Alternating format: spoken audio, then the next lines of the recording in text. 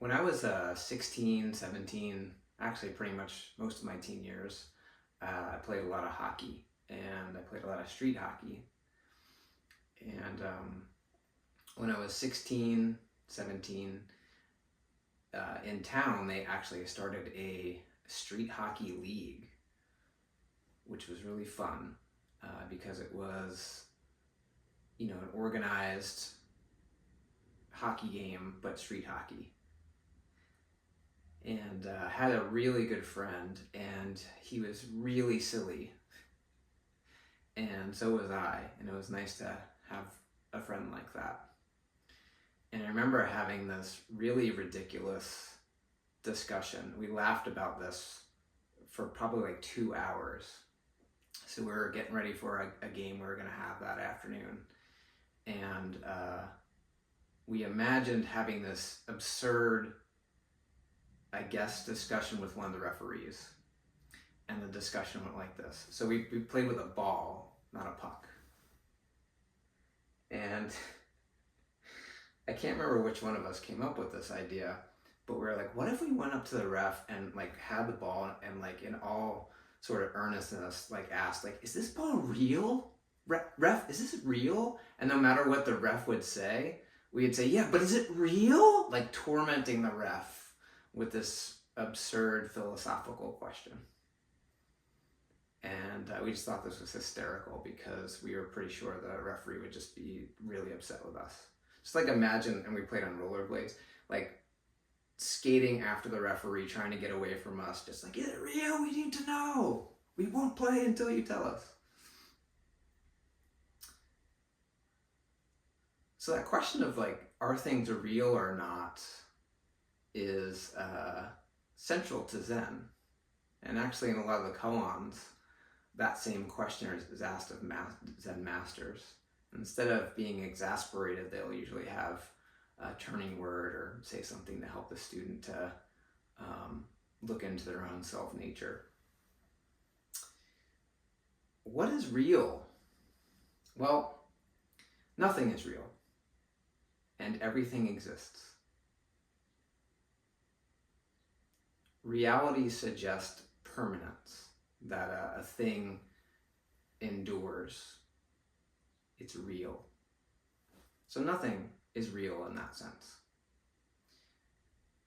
But it's not quite right to say that nothing exists. Existence is a state of being.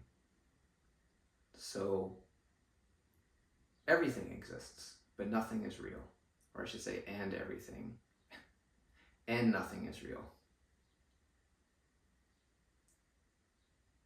I think if you just check in with your actual experience, that seeming paradox, it like really isn't all that difficult to appreciate. One of my favorite songs is by a band named Superdrag, and the name of the song is Nothing Good is Real. And the chorus is, sometimes I feel that nothing good is real. Sometimes I know that nothing good is slow when it turns to go. Like good things end too quickly. And it's true, nothing good is real. That isn't to say that nothing good exists. Nothing bad is real either. And that's not to say that nothing bad exists. But there is no permanence to any of it. Wanting things to be permanent, like the good things, and wanting things to be a little bit less permanent and like ephemeral, especially bad things, is where we get into trouble. And the thing is, we don't really have to interfere with any of it. It just, kind of goes about its existence and fades away after time. But our minds want to know what reality is. We want to know, is this ball real? I won't play until you tell me. We want to know that things are going to be okay permanently, and the bad things that are going on are going to stop and never come back. And as long as we're stuck in that insistence in battle, that's what Buddhists call samsara. This world of grasping and suffering. No peace in that world, no stability in that world. State of nirvana, or being in nirvana, is beyond real or not real, permanent or impermanent. It's allowing things to exist as they are, and then to exist as they are in the next moment, and the next moment, and the next moment, without interfering. That doesn't mean not acting. It doesn't mean not appreciating the good things and not facing the bad things. It just means not being attached to one or the other. Non-attachment isn't aloofness. It's not cold indifference. It's just the deep understanding that nothing is real, nothing lasts.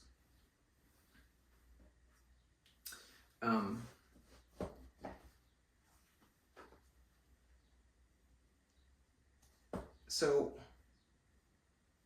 sorry, my notes just went dark. There they are. One of my favorite stories, and I'm not exactly sure the origin of it. I should have looked that up, but details aren't necessarily my thing. But one of my favorite stories is about a monk, a rat, a couple of tigers, and a strawberry. So there's a monk who's sort of wandering, in a field, and at the edge of the forest he sees a tiger stick its head out, kind of like that tiger. By the way, my Lego tiger's name is Rinzai, just in case you were wondering.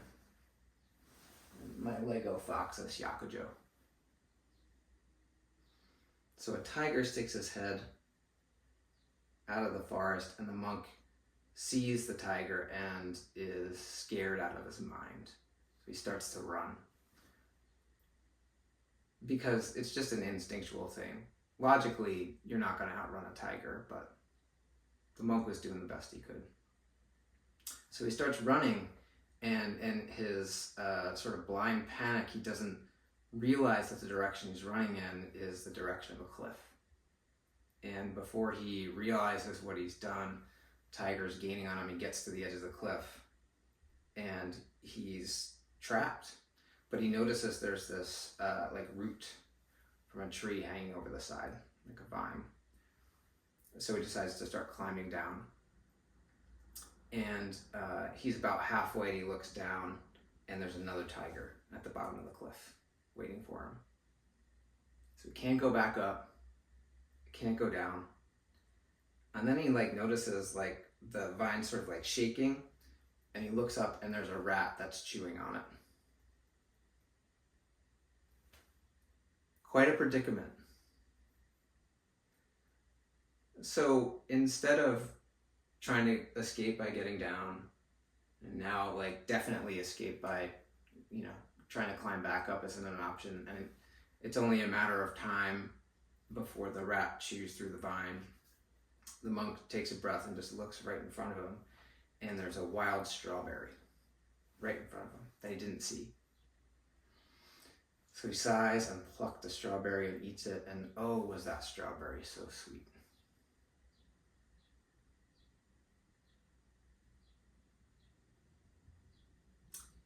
Maybe we need things not to be real and to be impermanent, especially the good things, to really appreciate them. Like a wild strawberry, tiny little half a bite of something you might not even pay attention to, and if you ate it, you might be like, yeah, that's fine. No big deal. But when you really appreciate the impermanence of things, it frees you up to fully be present and enjoy what there is to enjoy. And also, maybe hold whatever difficult circumstances are happening right at the present moment a little bit more lightly, because they're not going to last forever. It's a practice, though, because our tendency is to want to push away the bad and hold on to the good. And laments, nothing good is real. Sometimes I know nothing good is slow when it comes to go. Why does it have to end so fast?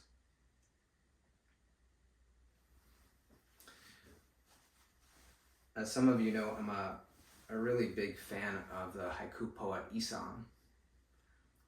He is one of the greats, recognized as one of the greats. And one of the things I really like about him is his vulnerability and his sense of humor and his irreverence. He seems to be able to, in 3 lines, say something hilarious and profound and, sort of gut-wrenchingly human. So Robert Haas described Isa as in this way. He said, Isa wrote thousands of poems, many of them quite bad, flatly didactic and sentimental, but in his best work he is, for all the comparisons, quite unlike anyone else. The laughter cosmic, the sense of pain intense, as if the accuracy and openness of his observation left him with thinness of the mind's skin, with no defenses against the suffering in the world. And if you listen to some of the things Isa has to say, you can really kind of feel that lack of mind skin against the world, nothing to protect him from the suffering of the world. But also, you can sort of see in his work the other side of it, the deep appreciation for the little wild strawberries that are there too. So I want to share with you one of my favorite haiku from Isa. The world of dew is the world of dew, and yet,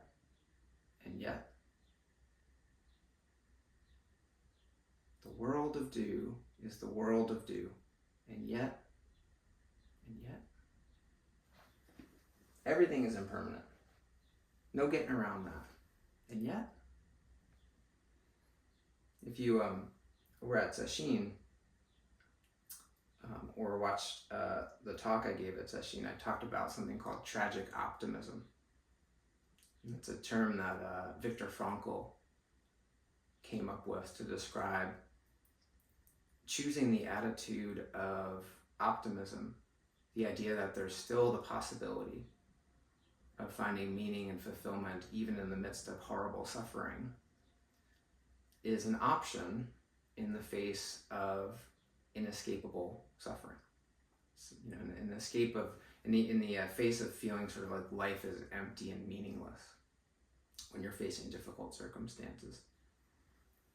And Frankl said there are basically 3 pathways to meaning and fulfillment. One of them is in creating something, action. And it could be through work, it could be through play, doing something that creates something of beauty or purpose, or has an impact or meaning in the world. Second pathway is love or appreciation. And Frankl has a really wonderful way of describing what he means by that. It's not love of something ideal, it's love and appreciation of things exactly as they are, warts and all. Like, when you've felt truly loved in your life, it probably hasn't been because the person who loved you loved you because you were in a moment of almost perfection. You felt loved because it was a moment where you were loved with all of your flaws. Maybe precisely for your flaws. Like, I love my dog Clancy a lot. One of the reasons I love him is because he's got this crazy underbite. That makes Clancy Clancy. That kind of love, that kind of appreciation. But Frankl says it could also be appreciation of nature. Beautiful art or music, just being fully in the moment. And it could be like I don't know, maybe like a wild strawberry, like that type of thing. And the third pathway is to find meaning in the way that you show up to suffering. He points out that human beings are the only species on Earth that we know of that can choose their response and their attitude towards suffering. And in his works, he talks about lots of examples of human beings who are experiencing incredibly difficult circumstances and find meaning in bearing them honorably.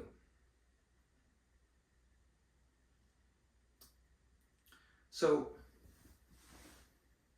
the world of do is the world of do. No getting around that. Nothing is real. Sometimes I know that nothing good is slow when it comes to go. And yet,